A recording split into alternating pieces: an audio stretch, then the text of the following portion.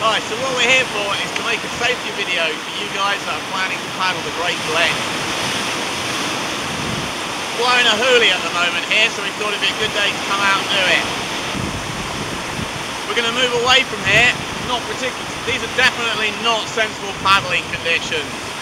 We're going to move away from here, but I'd like to let you have a quick look at what's going on out there.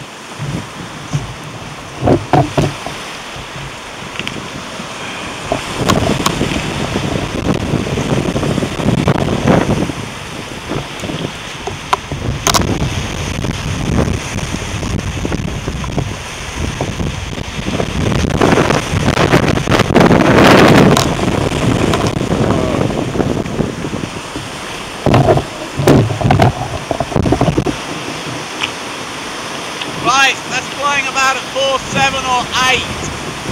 So I think it's time for us to move away from here, somewhere a little bit less extreme. Okay, so you're planning to paddle the Great Glen. Some people call it the Caledonian Canal. It's not a canal. Sections of it are a canal, but basically it's three lochs, lakes for you English people. You've got Loch Oik, which is a nice friendly loch. You've got Loch Lochy, which is quite large and people have been rescued off it. And then you've got Loch Ness, which is literally a monster, sometimes sleeping and sometimes not. You saw the clip earlier of Loch Ness, that was definitely not sleeping. That's about a 4.7, 8. You can come up really fast up here, weather changes very quickly. Set out in the morning in a flat calm, by lunchtime it's blowing a gale. So you must be really careful, check on the weather.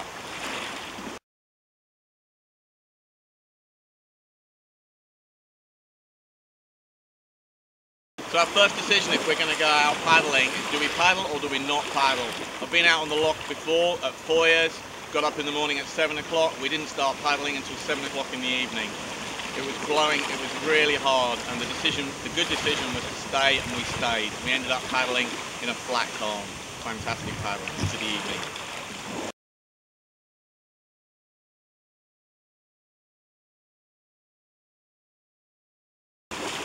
So once you've decided if you are going to go, the next decision you've got to make is what is going to be a safe route.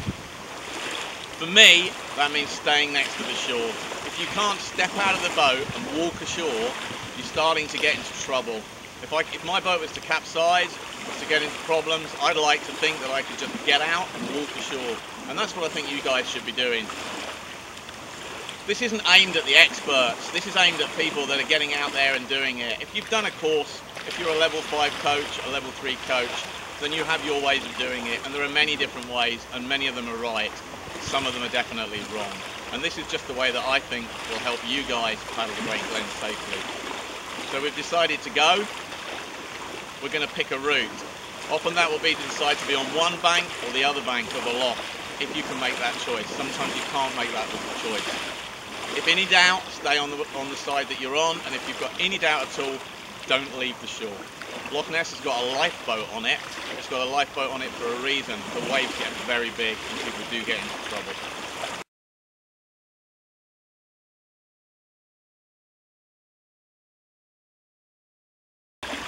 So if you are going to go out there paddling, the next thing you need to do is to prepare your boat and yourself. So myself, got a buoyancy aid on obviously. My glasses, very important to me, are attached to me. I've been out paddling with people that have lost their glasses before. I have a line, we'll talk about that later, but it's very useful for tying boats together, securing items. A knife, anywhere where you've got ropes on the water, you need a knife, sharp one. Easily accessible. I have my mobile phone in a waterproof bag and it's attached to me so I can't use it. I could use this even if I was in the water.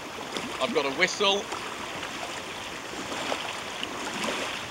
And in here, because I'm like that, I've got another piece of line.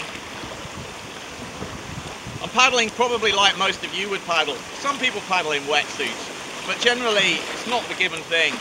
One thing I would say though is once you're in the water, water cools you 25 times faster than air. So if you were standing in the air temperature of 5 degrees, the water out there is probably about 5 degrees, you're going to get colder 25 times faster. You do not want to be in the water for any length of time unless you have to be. So I've got wetsuit, sorry guys, I got wetsuit boots on, or sorry, wetsuit socks. Right, so I've got wetsuit socks on and a pair of trainers. Nice and comfortable, grippy, I can move around them easily. Some people wear Wellington boots. I've got waterproof trousers on, stop the splashes. I've got a windproof top on, a fleece, waterproof jacket. So to my boat.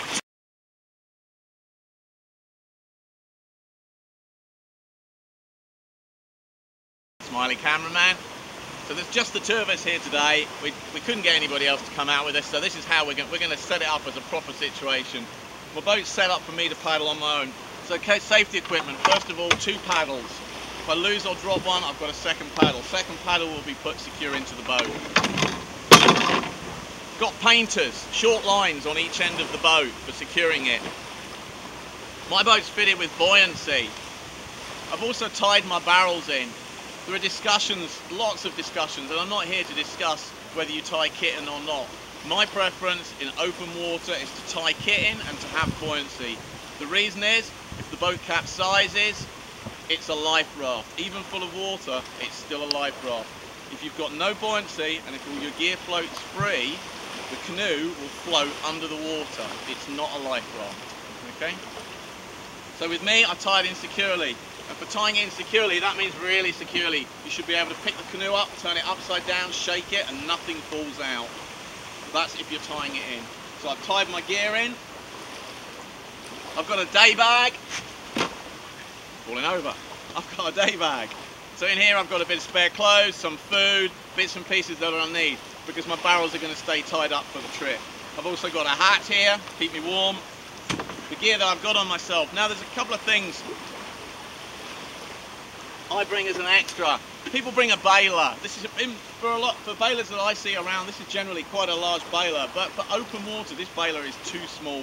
If your boat gets swamped, this is not going to take the water out. Take it along by all means, but what I would suggest is a bucket. You need a bucket because it will shift the water quite quickly. So a bucket, and we secure that on. Okay, so we've got one more piece of kit that you could consider. We talked about a safe route. Now I think that you should be very close to the shore when you're paddling, so that you can step ashore if you need to. Easily swim ashore. Remember, the water's very cold. Some boats have a swim line. Most throw lines are about 15 to 20 meters long. That's about 60 feet. Not too far. That would be a good distance, but you might want to go out a little bit further than that. Maybe as much as 100 feet, 30 meters. So this is a homemade 30-meter swim bag, which I can attach to the back of the boat. The boat capsizes. I can grab hold of the line and swim ashore with it. Perhaps you'll see me do it later. Some people would say, well, why don't you just grab the canoe and start pulling it? Well, often what will happen is when you've got the problem, when you've capsized, there's going to be strong winds, and those winds might be offshore. You've got strong offshore winds, you've got a boat being blown, and you're swimming, and you're cold, and you're tired, and you're being blown out to sea, and you're trying to get in.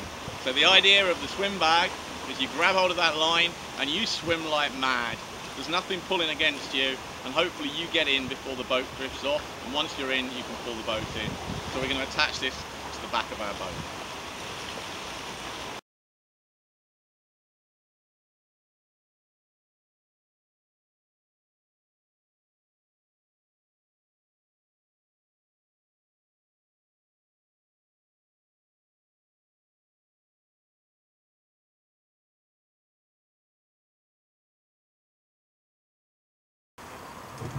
Okay, so the one thing that we haven't got is any casualties. Obviously the casualties are the most important thing, although that boat will become part of our raft. So when we get there, I want the casualties. I might be able to get them to come into my boat, but that might make it unstable, especially in poor conditions.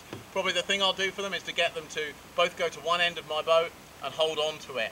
They'll become like an anchor for my boat, they'll hold on to it. I need to keep an eye on them, and I need to do my work as quickly as possible. So, let's go and rescue these guys. So I pick up my casualties. Hopefully they're still hanging on to their paddles. Get them to hold on to the back of my boat. The first problem, so my paddle, is to flip it. Sometimes in the past I've had to put a flip line on because the boat's been so heavy.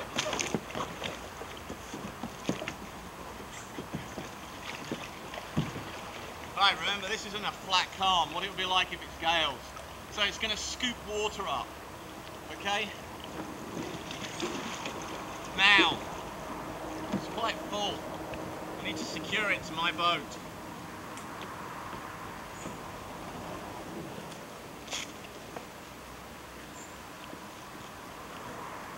These bits of line I've had before.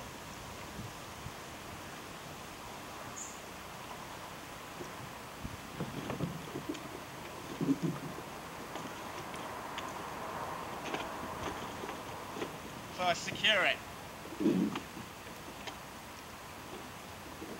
Now I've got it, now my boat's quite a stable platform, anchored to this sunken wreck here. Now I might pull the guys into my boat, one or both of them, maybe get them into here. I could attach the bow and the stern to make a better platform.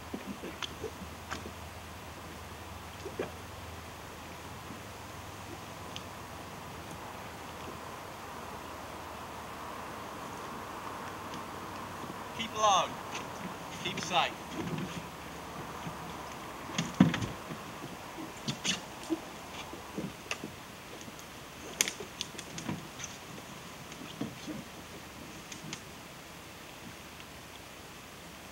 Now we are quite safe. Leaning on the outside is better than leaning on the inner. If I lean on the outside, I'm quite safe again. If I lean this way, it could cockle shell, the two hulls go together.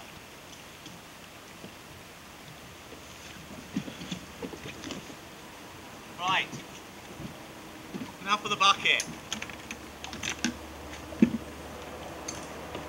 One of the guys can jump on board. We're moderately stable. Whoa! And get to earth.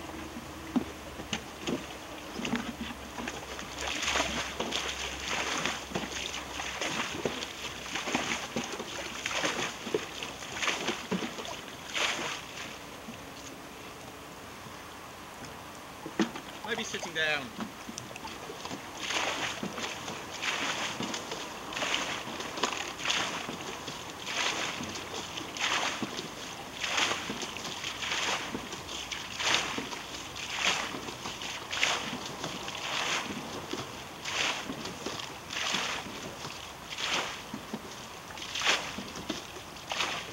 They say there's nothing like a scared man with a bucket to stop your boat from sinking.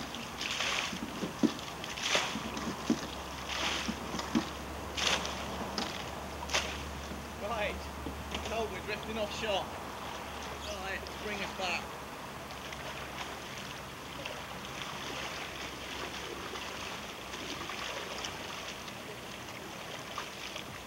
You can probably see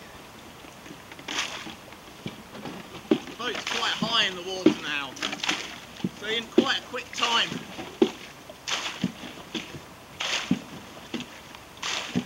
we've got rid of a lot of water. Turn my back on you. By this time we'll have everybody in the boat. We're tied together, flat, nice and safe. The only energy that we've really used is bailing. We haven't been fighting the boats at all. We're okay. The one thing that we can't do is help if there's a third boat that's capsized. So that's one of the things with being numbers. You have to be really careful, stay close together. Maybe even paddle raft it. Or even better, stay in the tent with a coffee and a biscuit.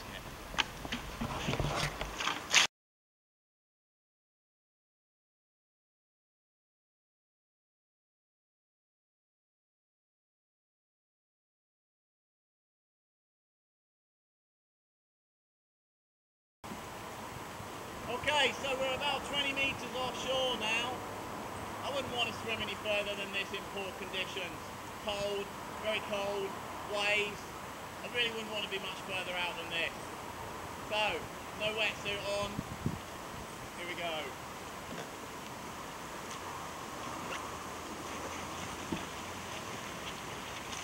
Whoa! Another paddle!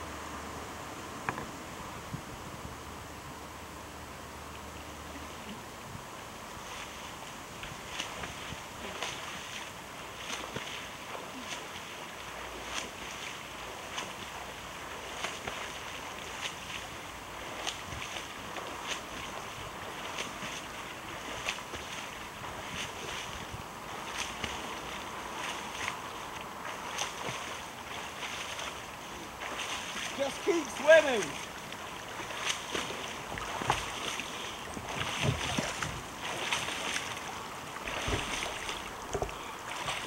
Whoa.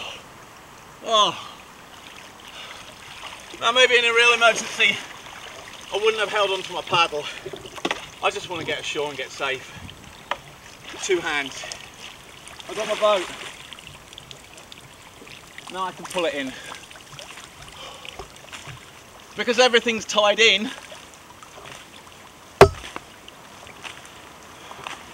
when I pull it in I'll have all my equipment. This is a beast of a swim line.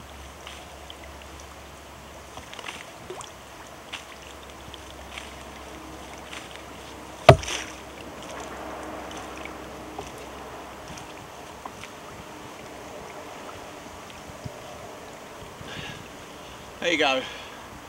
Oh, wasn't that cold. I think we should do that again. Do we need to do it again? Go on then. There's that log in the way.